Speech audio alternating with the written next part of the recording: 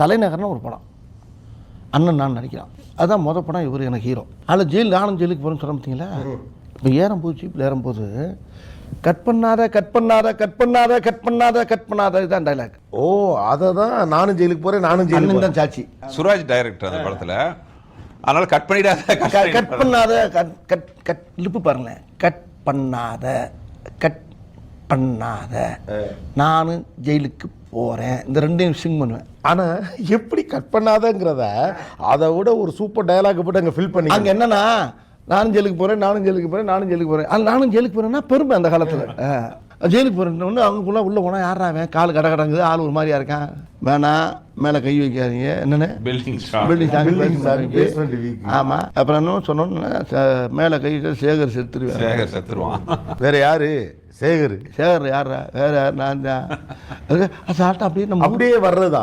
இதெல்லாம் சேர்மானம் தான். குழம்புல மசாலாவை சேர்க்கறது, நல்ல நல்லா அழகாக தாளிக்கிறது, அது வேற ஒன்று.